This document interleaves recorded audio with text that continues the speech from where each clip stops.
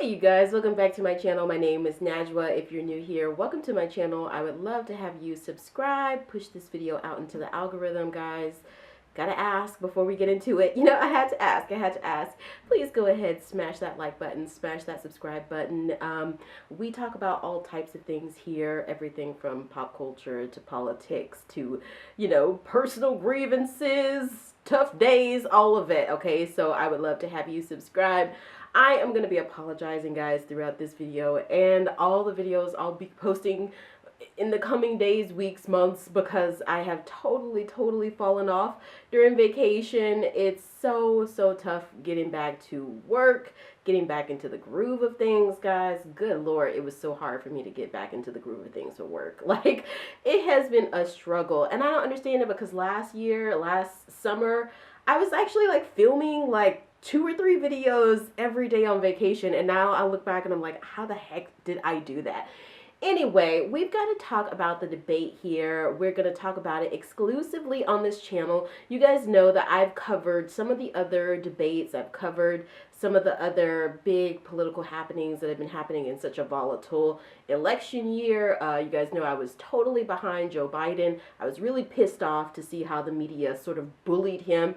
Donald Trump, Maga, and the media sort of bullied him into dropping out of the race. You guys know where I stand on that. But I have been all in behind Kamala. I even have volunteered.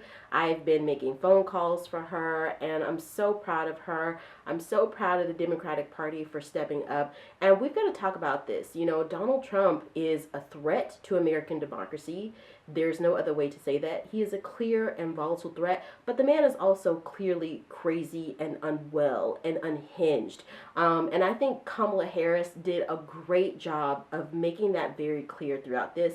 And I want to point out one particular point. We're going to look at this together, and you get to see my reactions at the same time. But at some point, I'm going to flag you down, and I'm going to let you know when I feel like Kamala Harris drives this point home that this man really is unwell. We're looking at some personality disorders here. We're looking at some other stuff that really has no place in the Oval Office. And I've said this on other videos. I've said this several times, maybe to you, to other viewers, to friends and family. But I really, for one, would like to know what Donald Trump did. Because I would like to point out that with every accusation, a lot of people say, and I hear this a lot on the Midas Touch, for example, which I love.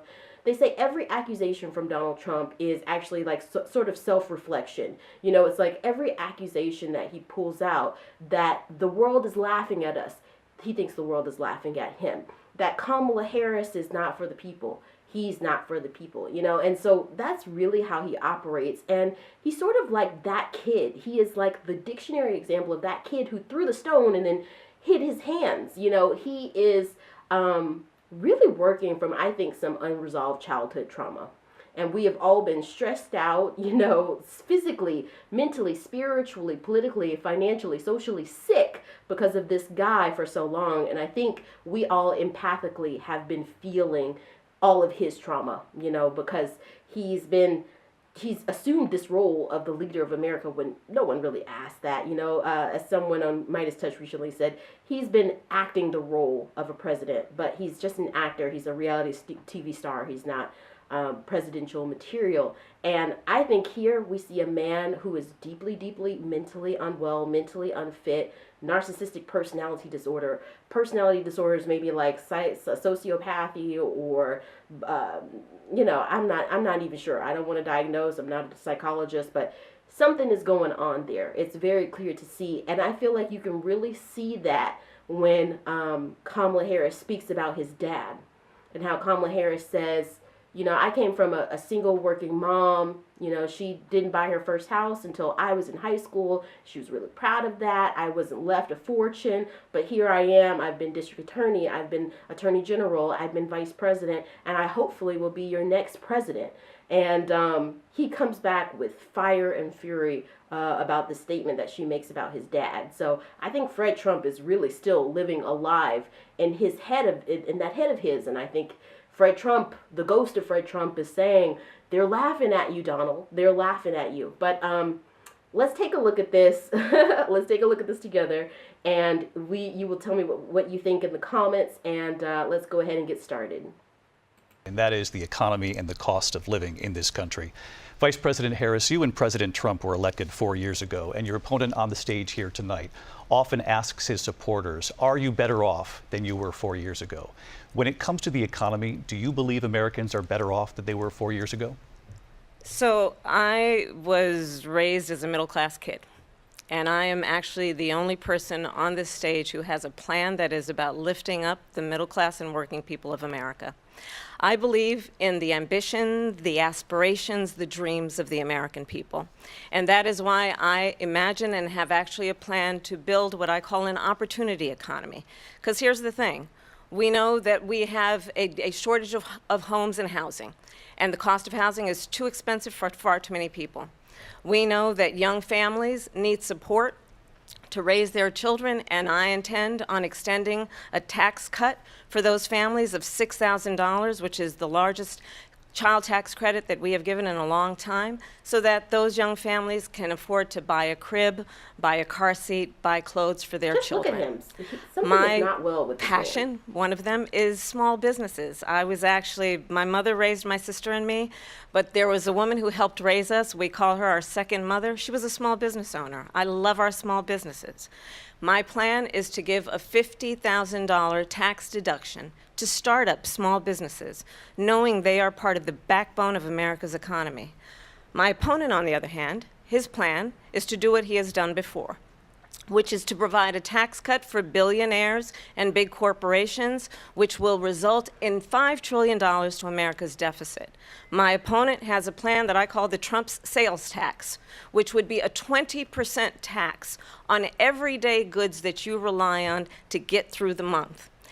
Economists have said that Trump sales tax would actually result for middle-class families in about $4,000 more a year because of his policies and his ideas about what should be the backs of middle-class people paying for tax cuts for billionaires.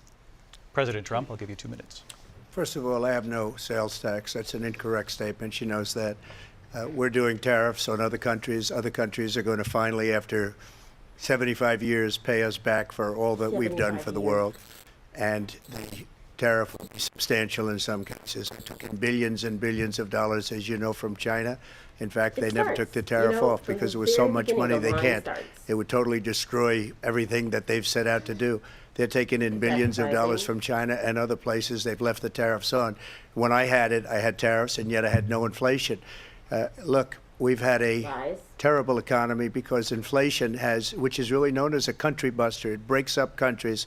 We have inflation like very few people have ever seen before, probably the worst in our nation's history. We were at 21%, but that's being generous because many things are 50, 60, 70, and 80% higher than they were just a few years ago. This has been a disaster for people, for the middle class, but for every class. On top of that, we have millions of people pouring into our country from prisons and jails, from mental institutions and insane asylums, and they're coming in and they're taking jobs that are occupied right now by African Americans and Hispanics, and also unions. Unions are going to be affected very soon. And you see what's happening. You see what's happening with towns throughout the United States. You look at Springfield, Ohio. You look at Aurora in Colorado. They are taking over the towns. They're taking over buildings. They're going in violently. These are the people that Xi and Biden led into our country, and they're destroying our country. They're dangerous. They're at the highest level of criminality, and we have to get them out. We have to get them out fast. I created one of the greatest economies in the history of our country. I'll do it again and even better. We are going to get to immigration and border security during this debate, but I would like to let Vice President Harris respond on the economy here. Well, I would love to. Let's talk about what Donald Trump left us. Donald Trump left us the worst unemployment since the Great Depression. Donald Trump left us the worst public health epidemic in a century. Donald Trump left us the worst attack on our democracy since the Civil War. And what we have done is clean up Donald Trump's mess what we have done, and what I intend to do is build on what we know are the aspirations and the hopes of the American people. But I'm going to tell you all, in this debate tonight, you're going to hear from the same old tired playbook, a bunch of lies, grievances, and name-calling. What you're going to hear tonight is a detailed and dangerous plan called Project 2025 that the former president intends on implementing if he were elected again. I believe very strongly that the American people want a president who understands the importance of bringing us together, knowing we have so much more in common than what separates us, and I pledge to you to be a president for all Americans. President Trump will give you a minute here to respond. Number one, I have nothing to do, as you know, and as she knows better than anyone, I have nothing to do with Project 2025. That's out there. I haven't read it. I don't want to read it purposely. I'm not going to read it. This was a group of people that got together. They came up with some ideas, I guess some good, some bad, but it makes no difference. I have nothing to do. Everybody knows I'm an open book. Everybody knows what I'm going to do. Cut taxes very substantially and create a great economy like I did before. We had the greatest economy. We got hit with a pandemic, and the pandemic was not since 1917, where 100 million people died, has there been anything like it. We did a phenomenal job with the pandemic. We handed them over a country where the economy and where the stock market was higher than it was before the pandemic came in. Nobody's ever seen anything like it. We made ventilators for the entire world. We got gowns, we got masks, we did things that nobody thought possible. And people give me credit for rebuilding the military. They give me credit for a lot of things, but not enough credit for the great job we did with the pandemic. But the only jobs they got were bounce back jobs. These were jobs bounce back, and it bounced back and it went to their benefit. But I was the one that created them. They know it, and so does everybody else. Vice President Harris, I'll let you respond. So Donald Trump has no plan for you. And when you look at his economic plan, it's all about tax breaks for the richest people. I am offering what I describe as an opportunity economy, and the best economists in our country, if not the world, have reviewed our relative plans for the future of America. What Goldman Sachs has said is that Donald Trump's plan would make the economy worse, mine would strengthen the economy. What the Wharton School has said is Donald Trump's plan would actually explode the deficit. 16 Nobel laureates have described his economic plan as something that would increase inflation and by the middle of next year would invite a recession. You just have to look at where we are and where we stand on the issues. And I'd invite you to know that Donald Trump actually has no plan for you because he is more interested in defending himself than he is in looking out for you. That's just a soundbite. They gave her that to say.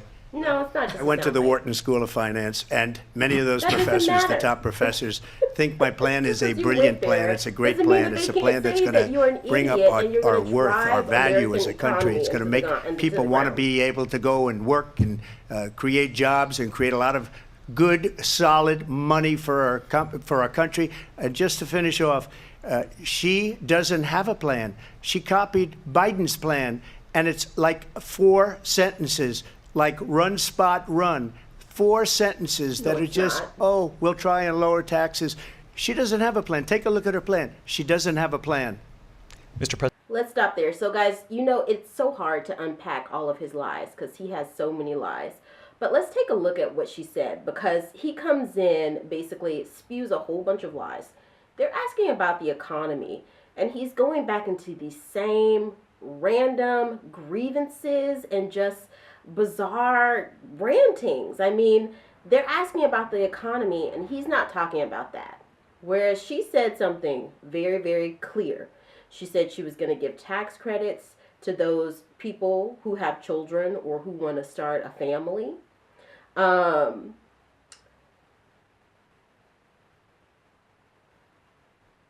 She says that she's the only person who actually has a plan about that. She says the cost of housing is too expensive, that they're going to address that. So they're going to give a $6,000 tax cut for those families who are trying to buy things like a crib or a car seat. To me, those are very tangible things, you know, like this is something that you could visualize. Okay, that's also something that I wanted to double check in there. She mentioned small businesses, you know, the opportunity economy, and how she wants to extend some tax credits and some benefits to different startups and small businesses. Obviously to re-energize the economy, because when you have small businesses being created, the economy is being re-energized. I want to double check because I know that she mentioned that several times throughout the debate, and she did from the very beginning. She mentions very clearly her plan. She says that Donald Trump, all he's going to do is provide a tax cut to his billionaire friends, and that's what he has done. He's shown that he's very negligent with the American people's tax monies. When he was in president, he raised a $9 trillion deficit. Out of $30 trillion of our deficit, $9 trillion came from his administration, and that was him giving these drastic tax cuts to billionaires, including himself. He benefited from that. You look at campaign monies raised for the 2024 presidential campaign. The money that's raised by the DNC is going into the DNC's, happenings. It's going into the campaign. It's going into paying for ads. It's going into volunteers and workers for the campaign. The money that's going into the RNC is being funneled into Donald Trump's pocket, and it's being funneled into specifically all of his legal happenings, all of his legal dealings. So, he just talks absolute nonsense, and I thought it was really remarkable from the beginning. That's where we were at. So let's keep going. I just gotta skip to the part. Here we go. Issue of abortion. President Trump, you've often touted that you were able to kill Roe v. Wade. Last year, you said that you were proud to be the most pro-life president in American history. Then last month, you said that your administration would be great for women and their reproductive rights. In your home state of Florida, you surprised many with regard to your 6-week abortion ban, because you initially had said that it was too short. And you said, quote, I'm going to be voting that we need more than 6 weeks. But then the very next day, you reversed course and said you would vote to support the 6-week ban. Vice President Harris says that women shouldn't trust you on the issue of abortion because you've changed your position so many times. Therefore, why should they trust you? Well, the reason I'm doing that vote is because the plan is, as you know, the vote is, they have abortion in the 9th month. They even have, and you can look at the governor of West Virginia, the previous governor of West Virginia, not the current governor, who's doing an excellent job, but the governor before. He said the baby will be born and we will decide what to do with the baby. In other words, we'll execute the baby. And that's why I did that, because that predominates, because they're radical. The Democrats are radical in that. And her vice presidential pick, which I think was a horrible pick, by the way, for our country, because he is really out of it. But her vice presidential pick says abortion in the 9th month is absolutely fine. He also says execution after birth. It's execution, no longer abortion, because the baby is born, is okay. And that's not okay with me, hence the vote. But what I did is something for 52 years. They've been trying to get Roe v. Wade into the states. And through the genius and heart and strength of 6 Supreme Court justices, we were able to do that. Now, I believe in the exceptions for rape, incest, and life of the mother. I believe strongly in it. Ronald Reagan did also. 85% of Republicans do. Exceptions. Very important. But we were able to get it, and now states are voting on it. And for the first time, you're going to see, look, this is an issue that's torn our country apart for 52 years. Every legal scholar, every Democrat, every Republican, liberal, conservative, they all wanted this issue to be brought back to the states where the people could vote. And that's what happened. Now, Ohio, the vote was somewhat liberal. Kansas, the vote was somewhat liberal, much more liberal than people would have thought. But each individual state is voting. It's the vote of the people now. It's not tied up in the federal government. I did a great service in doing it. It took courage to do it. And the Supreme Court had great courage in doing it. And I give tremendous credit to those 6 justices. There is no state in this country where it is legal to kill a baby after it's born. Madam Vice President, I want to get your response to President Trump. Well, as I said, you're going to hear a bunch of lies, and that's not actually a surprising fact.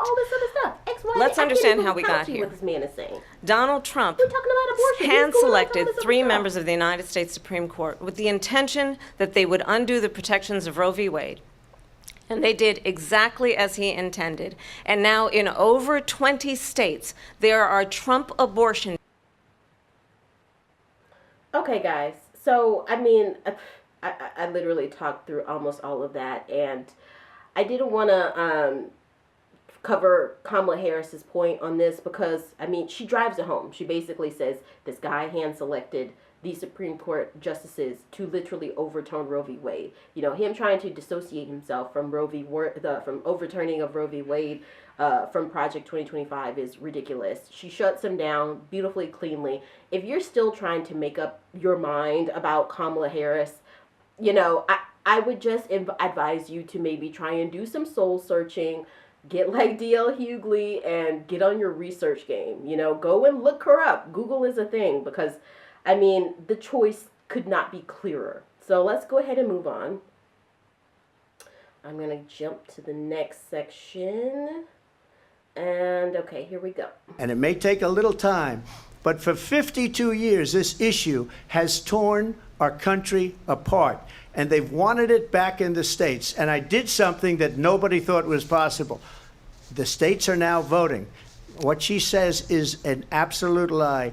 And as far as the abortion ban, no, I'm not in favor of abortion ban, but it doesn't matter because this issue has now been taken over by the states. Would you veto a national abortion ban if it came to Well, I your won't desk? have to because, again, two things. Number one, she said she'll go back to Congress. She'll never get the vote. It's impossible for her to get the vote, especially now with the 50-50, and essentially 50-50 in both Senate and the House.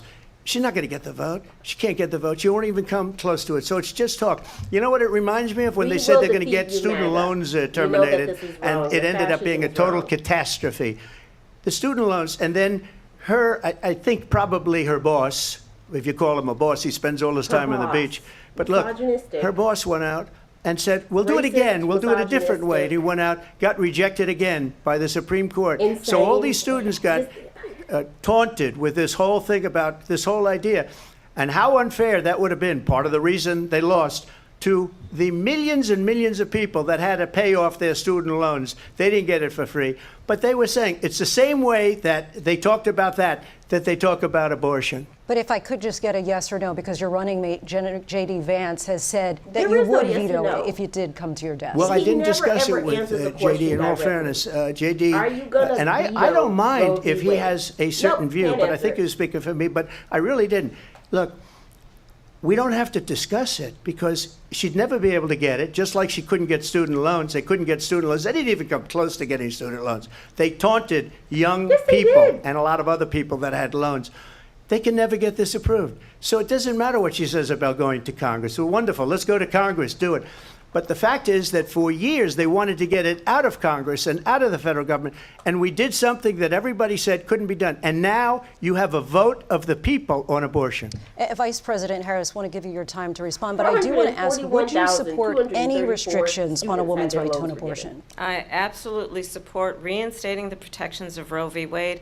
And as you rightly mentioned, nowhere in America is a woman carrying a pregnancy to term and asking for an abortion. Nowhere. That is not happening. It's insulting to the women of America. And understand what has been happening under Donald Trump's abortion bans. Couples who pray and dream of having a family Some medieval are being crap, denied man. IVF No, treatments. just go ahead. What is happening in our country? Working people, working women who are working 1 or 2 jobs, who can barely afford childcare as it is, have to travel to another state to get on a plane sitting next to strangers to go and get the health care she doesn't care. needs. Barely can care. afford to do it, and what you are putting her through is unconscionable. And the people of doesn't care. He America doesn't know how have to care. not, the majority He's of a Americans he's a believe in a malignant woman's right to make narcissist. decisions about her He own doesn't know body. how to care. And that is why, in every state where this issue has been on the ballot, in red and blue states both, the people of America have voted for freedom. Vice President Harris, Excuse me, I thank have you. to respond. Another lie. It's another lie. I have been a leader on IVF, which is fertilization. The IVF I have been He's a been a leader leader. on IVF. In fact, when they got a very negative decision on IVF from the Alabama courts, I saw the people of Alabama and the legislature 2 days later voted it in. I've been a leader on it. They know that, and everybody else knows it. I have been a leader on fertilization, IVF. And the other thing, Lies. you should ask, will she allow abortion in the 8th month, 9th month, 7th month? Come on. Okay, would you do that?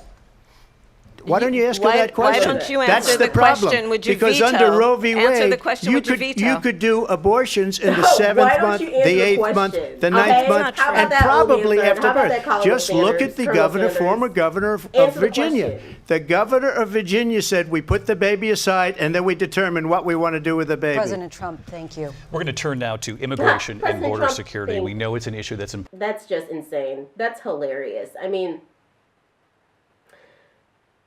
he cannot answer the question.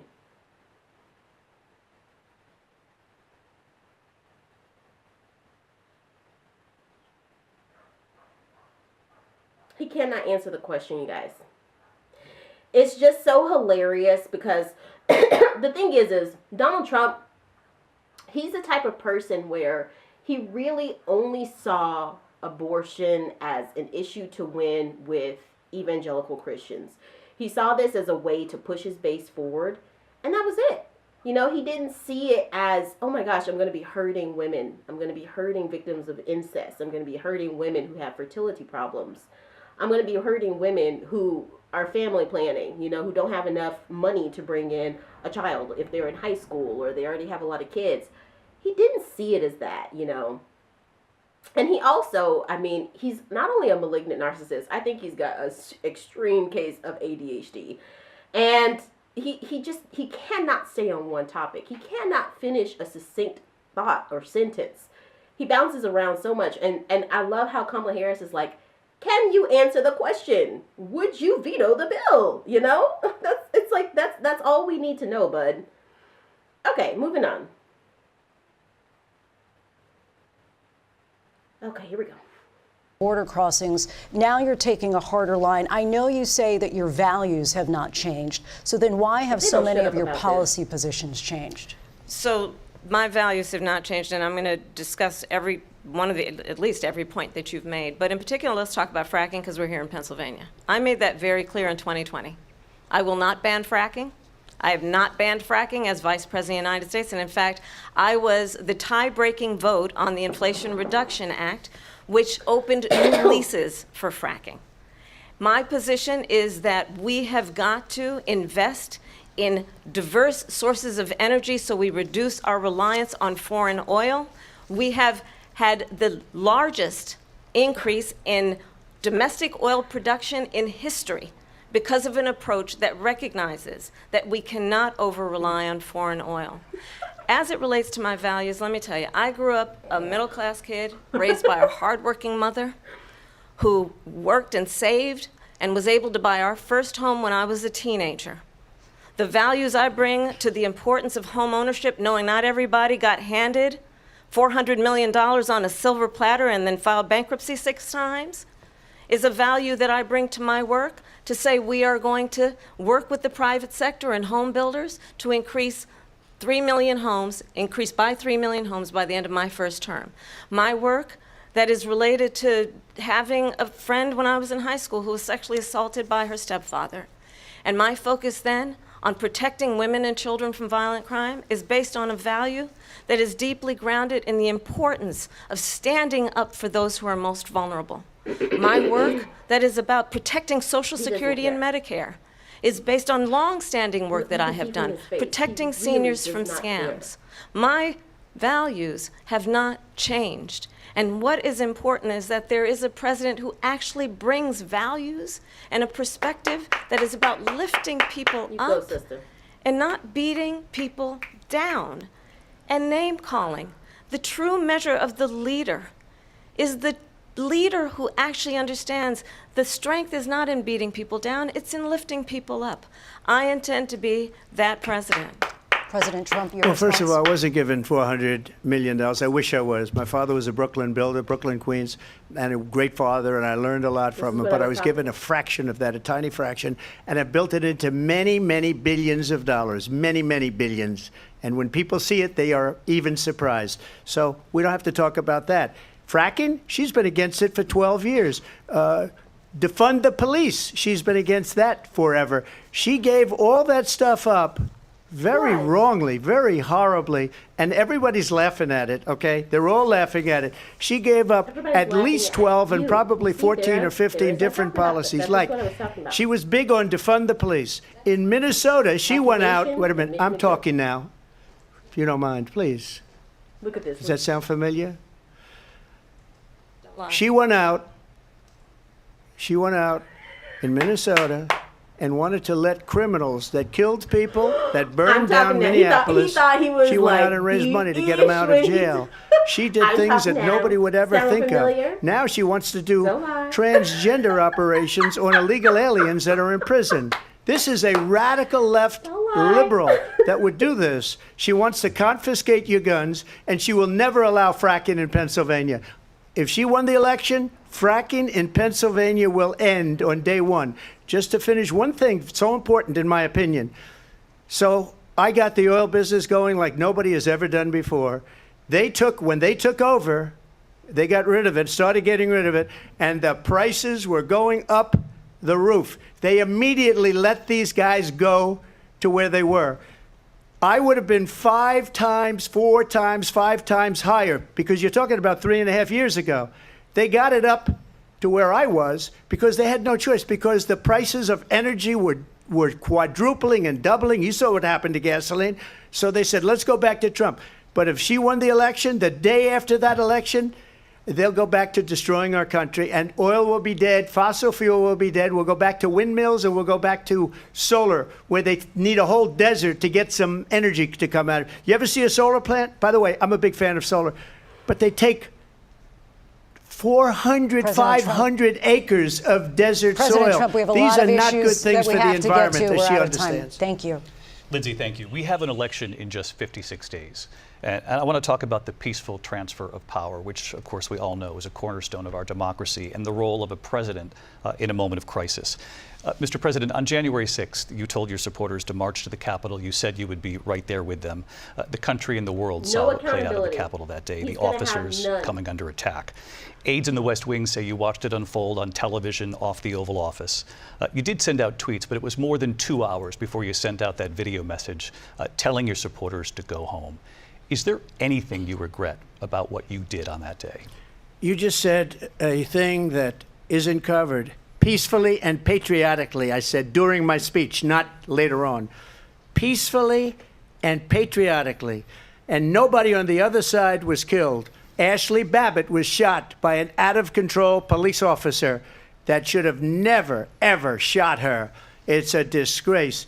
But we didn't do this group of people that have been treated so badly. I ask, what about all the people that are pouring into our country and killing people that she allowed to pour in? She was the border czar, remember that. She was the border czar. She doesn't want to be called the border czar because she's embarrassed by the border. In fact, she said at the beginning, oh, I'm surprised you're not talking about the border yet. Lies. That's because she knows what a bad job they've done. What about those people? When are they going to be prosecuted? When are these people from countries all over the world, not just South America, they're coming in from all over the world, David, all over the world, and crime rates are down all over the world because of it. But let me just when ask are those, David, when are those people going to be prosecuted? When are the people that burned down Minneapolis going to be prosecuted? Or in Seattle? They went into Seattle, they took over a big percentage of the city of Seattle. When are those people going to be prosecuted? But let me just ask you. You might ask her that question. You were the president. You were watching it unfold on television. It's a very simple question as we move forward toward another election. Is there anything you regret about what you did on that day? Yes or no? I had nothing to do with that other than they asked me to make a speech. I showed up for a speech. I said, I think it's going to be big. I went to Nancy Pelosi and the mayor of Washington, D.C., and the mayor put it back in writing, as you know. I said, you know, this is going to be a very big rally or whatever you want to call it. And again, it wasn't done by me. It was done by others. I said, I'd like to give you 10,000 National Guard or soldiers. They rejected me. Nancy Pelosi rejected me. It was just 2 weeks ago. Her daughter has a tape of her saying she is fully responsible for what happened. They want to get rid of that tape. It would have never happened if Nancy Pelosi and the mayor of Washington did their jobs. I wasn't responsible for security. Nancy Pelosi was responsible. She didn't do her job. The question was about you as president, not about former Speaker Pelosi, but I do want Vice President Harris to respond here. I was at the Capitol on January 6th. I was the vice president-elect. I was also an acting senator. I was there. And on that day, the President of the United States incited a violent mob to attack our nation's capital, to desecrate our nation's capital. On that day, 140 law enforcement officers were injured, and some died. And understand, the former president has been indicted and impeached for exactly that reason. But this is not an isolated situation. Let's remember Charlottesville, where there was a mob of people carrying tiki torches, spewing anti-Semitic hate. And what did the president then at the time say? Dictator lover. There were fine people on each side. Let's remember that when it came to the Proud Boys, a militia, the president said, the former president said, stand back and stand by. So for everyone watching who remembers what January 6th was, I say we don't have to go back. No, we're not going Let's not go back. We're not going back. It's time to turn the page. And if that was a bridge too far for you, well, there is a place in our campaign for you to stand for country, to stand for our democracy, to stand for rule of law, and to end the chaos, and to end the approach that is about attacking the foundations of our democracy because you don't like the outcome. And be clear on that point. Donald Trump, the candidate, has said in this election there will be a bloodbath if this and the outcome of this election is not to his liking. Let's turn the page on this. Let's not go back. Let's chart a course for the future and not go backwards to the past. Let me just follow up here.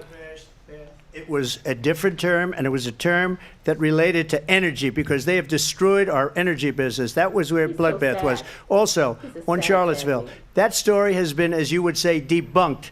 Laura Ingraham, Sean Hannity, Jesse, all of these people, they covered it. If they go an extra sentence, they will see it was perfect. It was debunked in almost every newspaper, but they still bring it up, just like they bring 2025 up. They bring all of this stuff up. I ask you this, you talk about the Capitol. Why are we allowing these millions of people to come through on the southern border? How come she's not doing anything? And I'll tell you what I would do, and I would be very proud to do it. I would say we would both leave this debate right now. I'd like to see her go down to Washington, D.C. during this debate because we're wasting a lot of time. Go down to, because she's been so bad, it's so ridiculous. Go down to Washington, D.C. and let her sign a bill to close up the border because they have the right to do it. They don't need bills. They have the right to do it. The President of the United States, you'll get him out of bed, you'll wake him up at 4 o'clock in the afternoon, you'll say, come on down to the office, let's sign a bill. If he signs a bill that the border is closed, all he has to do is say it to the Border Patrol, who are phenomenal. If they do that, the border is closed. Mr. Those President, people are killing many people, unlike J6. We talked immigration here tonight. I do want to focus on this next issue to both of you because it really brings us this into focus, truth in these times that we're living in. Mr. President, for 3.5 years after you lost the 2020 election, you repeatedly falsely claimed that you won, many times saying you won in a landslide. In the past couple of weeks leading up to this debate, you have said, quote, you lost by a whisker, that you, quote, didn't quite make it, that you came up a little bit short. I said that? Are you now acknowledging that you lost in 2020? No, I don't acknowledge that at all. But I you said did that say sarcastically. You know that. It was said, oh, we lost by a whisker. That was said sarcastically. Look, there's so much proof. All you have to do is look at it. And they should have sent it back to the legislatures for approval. I got almost 75 million votes, the most votes any sitting president has ever gotten. I was told if I got 63, which was what I got in 2016, you can't be beaten. The election, people should never be thinking about an election as fraudulent. We need two things. We need walls, and we have to have it. We have to have borders, and we have to have good elections. Our elections are bad. And a lot of these illegal immigrants coming in, they're trying to get them to vote. They can't even speak English. They don't even know what country they're in practically. And these people are trying to get them to vote. And that's why they're allowing them to come into our country. I did watch all of these pieces of video. I didn't detect the sarcasm, lost by a whisker. We didn't quite make it. And we should just point out here as clarification, and you know this, you and your allies, 60 cases in front of many judges, many of them Republican. No judge looked at it. And said they there was said no we didn't have widespread fraud. standing. That's the other thing. They said we didn't have standing, a technicality. Can you imagine a system where a person in an election doesn't have standing? The president of the United States doesn't have standing. That's how we lost. If you look at the facts, and I'd love to have you'll do a special on it. I'll show you Georgia, and I'll show you Wisconsin, and I'll show you Pennsylvania, and I'll show you. We have so many facts and statistics, but you know what? That doesn't matter, because we have to solve the problem that we have right now. That's old news. And the problem that we have right now is we have a nation in decline, and they have put it into decline. We have a nation that is dying, David. Mr. President, thank you. Vice President Harris, you heard the president there tonight. He said he didn't say that he lost by whiskers, so he still believes he did not lose the election that was won by President Biden and yourself. But I do want to ask you about something that's come up in the last couple of days. This was a post from President Trump about this upcoming election just weeks away. He said, when I win, those people who cheated, and then he lists donors, voters, election officials, he says will be prosecuted to the fullest extent of the law, which will include long-term prison sentences. One of your campaign's top lawyers responded saying, we won't let Donald Trump intimidate us. We won't let him suppress the vote. Is that what you believe he's trying to do here? Donald Trump was fired by 81 million people. So let's be clear about that. And clearly he is having a very difficult time processing that.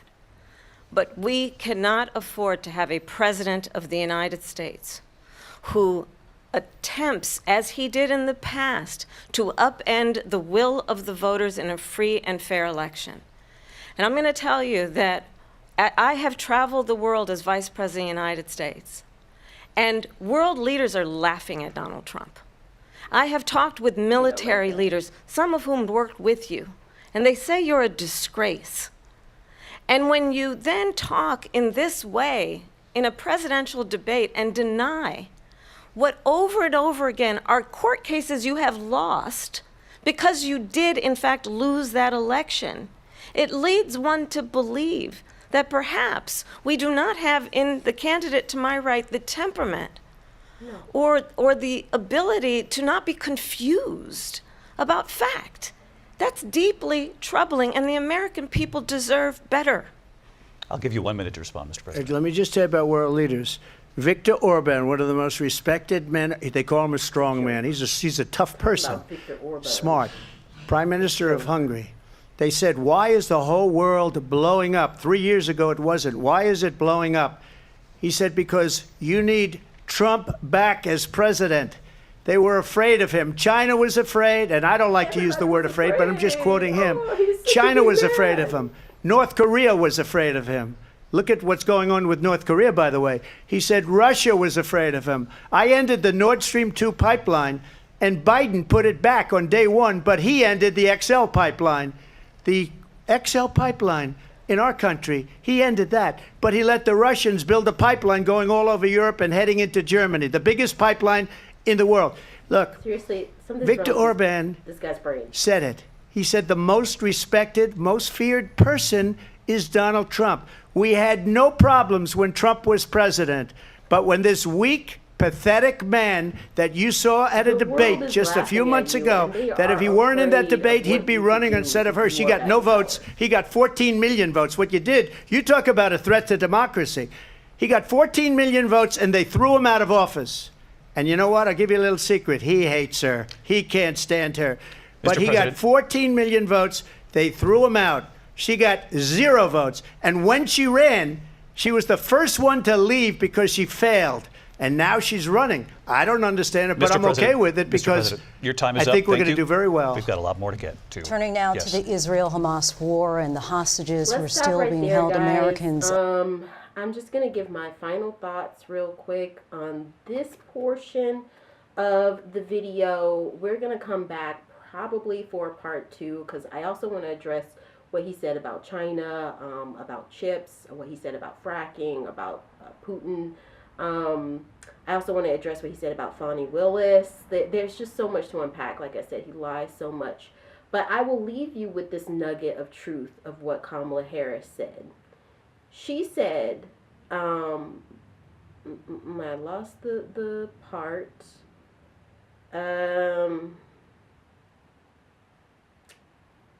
This right here. She said, Donald Trump was fired by 81 million people. So let's be clear about that. And clearly he is having a very difficult time processing that.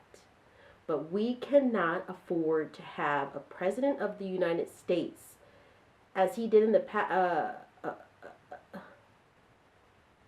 who attempts, right.